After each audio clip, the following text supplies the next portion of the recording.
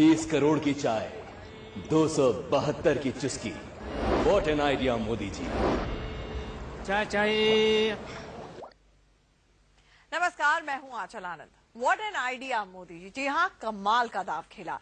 अहमदाबाद से मोदी की चुनावी चाय की चुस्की बिल्कुल सुपर हिट रही। चुनावी साल में मोदी का 20 करोड़ की चुस्की का फॉर्मूला लोगों के बीच भी पहुंच गया। अगर आपने मोदी की चाय चौपाल नहीं देखी तो कोई बात नहीं है, अगले आधे घंटे में आपको नमो टी स्टॉल का एक एक सेकंड दिखाने को जा रहे हैं। हम आपको मोदी के बचपन की वो कहानी भी सुनाएंगे जो उन्हें चाय से पूरी तरह से जोड़ती है। लेकिन सबसे पहले आपको चाय चौपाल में लिए चलते हैं। चर्चा चाय पे चर्चा, पर्चा न कोई खर्चा, बोले आज कुछ कर जा, चाय पे चर्चा। चाय हमारे देश में एक प्रकार से राष्ट्रीय पेय है। हिंदुस्तान का कोई कोना ऐसा नहीं होगा जहां पर चाय का महात्मा ही न हो। व्हाट एन आइडिया सर जी। लोकसभा चुनाव से ठीक पहले मोदी ने चाय का सियासी दांव चल दिया है। चाय की चुस्कियों के बीच 272 सीटों का जादुई आंकड़ा हासिल करने की कवायद बीजेपी ने शुरू कर दी है। दुनिया के हर विषय की चर्चा चाय की चुस्की लेते लेते होती है। अपने गांव की समस्या की भी चर्चा होगी, किसी परिवार की भी बात होगी, और इजराइल में क्या हुआ उसकी भी चर्चा हो जाएगी।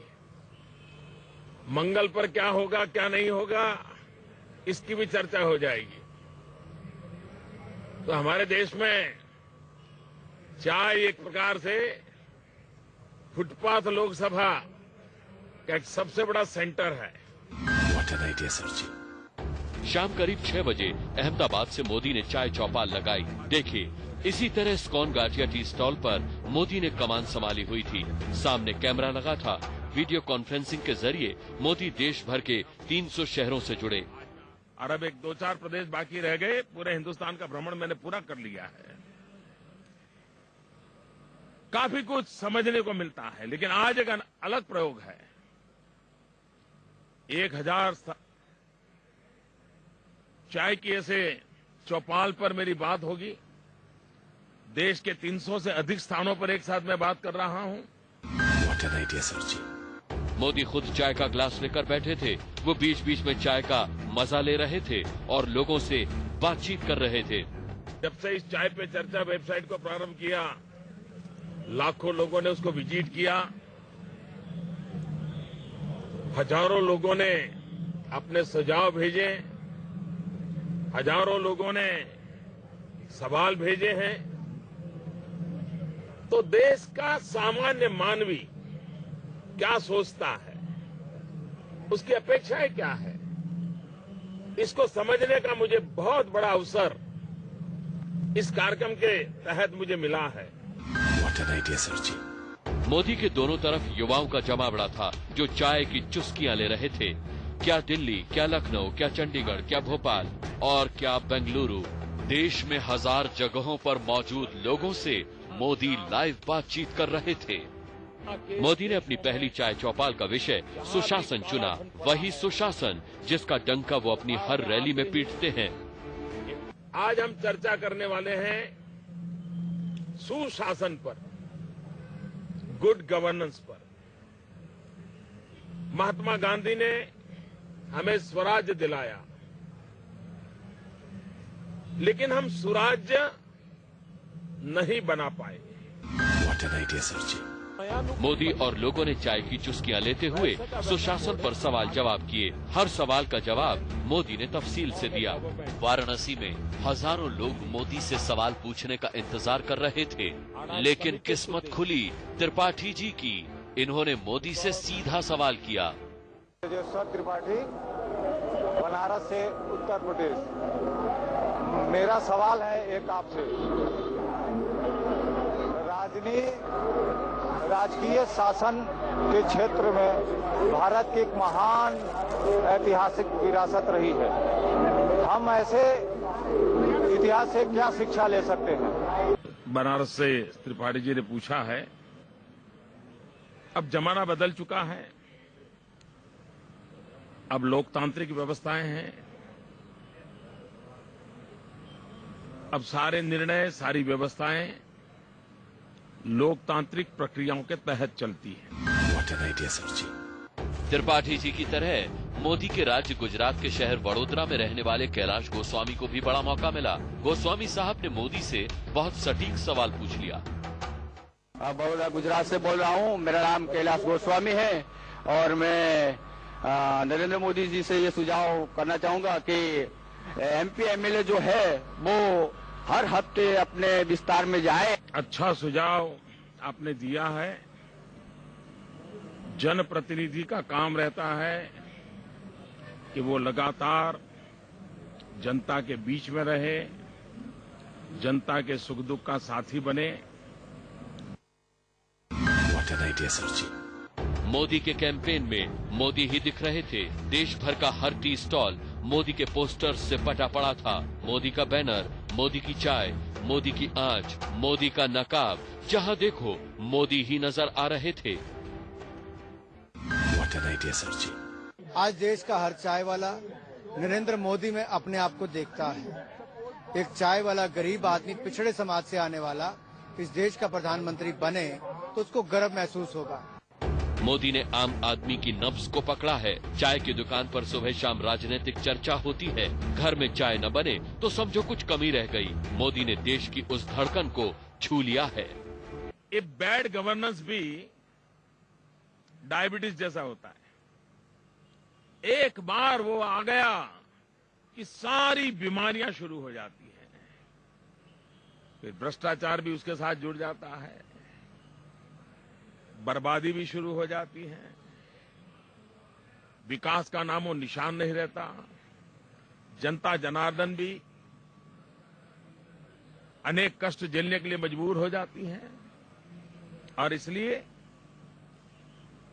भारत जैसे देश में सुशासन पर बल देना चाहिए, सुशासन का आग्रह होना चाहिए। हम इसे 20 करोड़ की चुस्की कह रहे हैं क्योंकि बीजेपी का दावा है कि 2 करोड़ लोग इस मोदी की चाय का लुत्फ उठाएंगे। अगर एक शख्स 10 चुस्की भी लेता है तो पूरा देश एक साथ चाय की 20 करोड़ चुस्की ले रहा है। लेकिन सवाल उठता है कि आखिर इतना बड़ा आइडिया मोदी को मिला कैसे?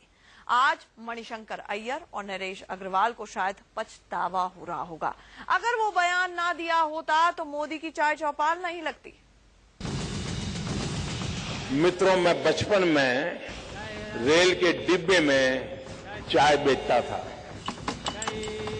चाय बनाने वाला क्या, हमारे देश में जो नागरिक हैं वो कोई भी नागरिक हमारा बन सकता है प्रधानमंत्री। चाय वाले की इज्जत करनी है, किसान की इज्जत करनी है, मजदूर की इज्जत करनी है, मगर जो उल्लू बनाता है उसकी इज्जत नहीं करनी। नरेंद्र मोदी ने कांग्रेस के वार को अपने चुनावी कैंपेन का सबसे बड़ा हथियार बना लिया। रैलियां तो आपने बहुत देखी होंगी, लेकिन पहली बार चाय की दुकान पर चुनावी चुस्की दिखी। ये कोई सामान्य चाय नहीं है, ये चाय एक्चुअली कार्यदक्षता की निशानी है। चाय पीना एक अलग तरीके का मजा होता है, लेकिन जिस अंदाज से मोदी जी ने गुजरात को ग्रो किया है और एक छोटी सी दुकान में काम करके भारत के सफल प्रधानमंत्री बनेंगे, ये बहुत बड़ी उपलब्धि है। What an idea, सर जी। सवाल उठता है कि मोदी की चाय की चौपाल का आइडिया कहां से मिला? आखिर कैसे रैलियों में लाखों की भीड़ जुटाने वाले मोदी ने चाय की छोटी दुकानों को अपने सियासी एजेंडे की फ्रेंचाइजी बना लिया? चाय का कप जरूर मैं लेना चाहूंगा आपसे। यहाँ बिल्कुल इसी चाय को लेकर राजनीति का माहौल गरमाया हुआ है। हमारे साथ कुछ लोग यहाँ पर आज चाय की चुस्कियों मजा ले रहे हैं, हम उनसे ही जानना चाहेंगे। सर, आपसे जानना चाहूंगा, मोदी को लेकर काफी बयानबाजी हो रही है कि एक चाय बनाने वाला जो है देश का प्रधानमंत्री होना चाहिए या नहीं, आम आदमी क्या सोचता है? अवश्य होना चाहिए। चाय बनाने वाला क्या, हमारे देश में जो नागरिक हैं वो कोई भी नागरिक हमारा बन सकता है प्रधानमंत्री। प्रधानमंत्री के लिए जरूरी नहीं है कि कोई कोर्स करना है। What an idea, सर जी। चाय की दुकान पर यह महफिल कभी न जमती अगर 17 जनवरी 2013 को दिल्ली के तालकटोरा स्टेडियम में कांग्रेस के बड़े नेता मणिशंकर अय्यर ने मोदी को ललकारा न होता। 21वीं सदी में नरेंद्र मोदी कभी भी देश के प्रधानमंत्री नहीं बनेंगे, नहीं बनेंगे। लेकिन यहां आकर चाय का वितरण करना चाहते हैं तो हम उनके लिए कुछ जगह बना रखते हैं। व्हाट एन आइडिया सर जी। मोदी को चाय बेचने का न्योता देने वाले मणिशंकर अय्यर के इस बयान से कांग्रेस ने जल्दी ही किनारा कर लिया। राहुल ने तो व्यक्तिगत हमला न करने की नसीहत तक दे डाली थी, लेकिन तब तक बहुत देर हो चुकी थी। मोदी एंड कंपनी ने इस बयान को इलेक्शन कैंपेन का फॉर्मूला बनाने का फैसला कर लिया। जब से नमो नाम आया हुआ है तब से चाय वालों का पीने का अंदाज बदल गया है और चाय वालों को वो सम्मान मिला जो आज तक का नहीं मिला। व्हाट एन आइडिया सर जी। मणिशंकर अय्यर पहले नेता नहीं थे। समाजवादी पार्टी के नरेश अग्रवाल ने मोदी पर सबसे पहले हमला किया था, लेकिन दाम उल्टा पड़ गया। चाय की दुकान से उठने वाले का कोई नजरिया राष्ट्रीय नहीं हो सकता। नरेंद्र मोदी कहते मैं चाय बेचता था, मैं प्रधानमंत्री बनना चाहता हूँ। चाय बेचने वाले सिपाही को कप्तान बैठा दो, उसका नजरिया कभी कप्तान वाला नहीं होगा, नजरिया सिपाही वाला है। What an idea sir ji. BJP ने 300 शहरों में 1000 दुकानों पर नमो टी कैंपेन का ऐलान क्या किया। कांग्रेस को अपनी गलती का एहसास हो गया। इस बार कमान खुद कांग्रेस उपाध्यक्ष ने संभाली। बारदोली में रैली के दौरान राहुल गांधी ने मोदी पर लोगों को चाय के नाम पर मूर्ख बनाने का इल्जाम लगा दिया। चाय वाले की इज्जत करनी है, किसान की इज्जत करनी है, मजदूर की इज्जत करनी है, मगर जो उल्लू बनाता है उसकी इज्जत नहीं करनी। व्हाट एन आइडिया सर जी।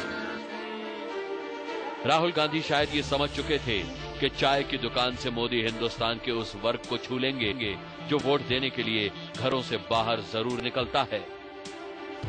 राहुल समझ गए कि मोदी इस लड़ाई को गरीबों के सम्मान और आत्मसम्मान का सवाल बना देंगे, और मोदी ने ये कर डाला।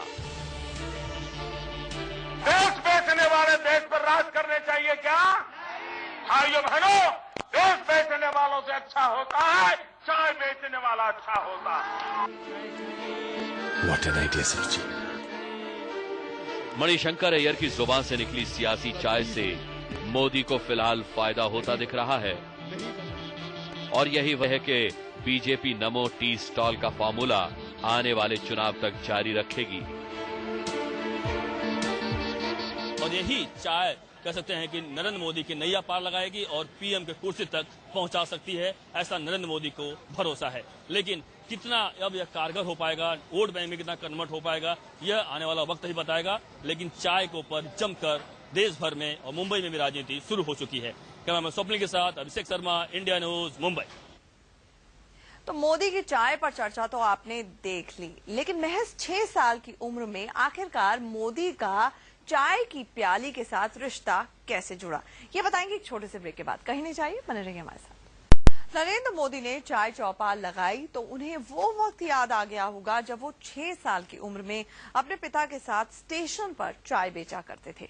उस वक्त की तकलीफों ने मोदी को जो आइडिया दिया, उसे आज भी मोदी ने टी कैंपेन के तौर पर इस्तेमाल किया। चाय बेचते बेचते मुझे बहुत कुछ सीखना भी मिलता था, अनेक लोगों से बातचीत करने का अवसर मिलता था, मान अपमान की घटनाएं घटती थी। चाय बेचते समय लोगों की बातें सुनता था, बड़े गौर से सुनता था। तो मेरे लिए एक विशेष अनुभव रहा है बचपन का। चाय को अपना सियासी एजेंडा बनाने वाले मोदी का चाय की दुकान से बहुत गहरा ताल्लुक है। कहानी 57 साल पुरानी है।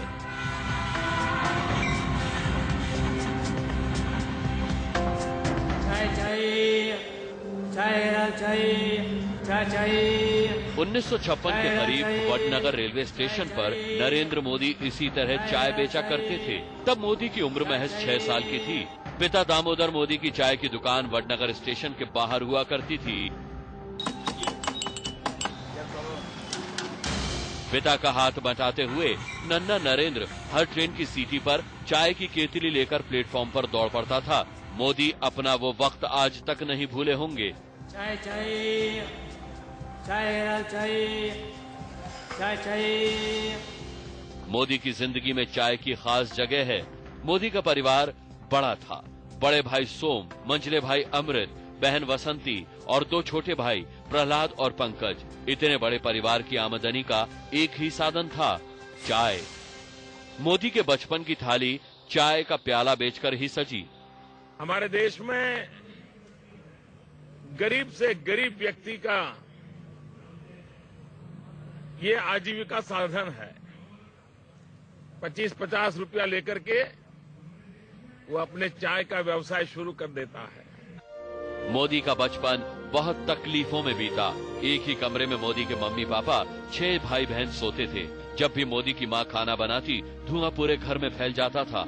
घर में रोशनी तभी आती जब सामने का दरवाजा खुल जाता था।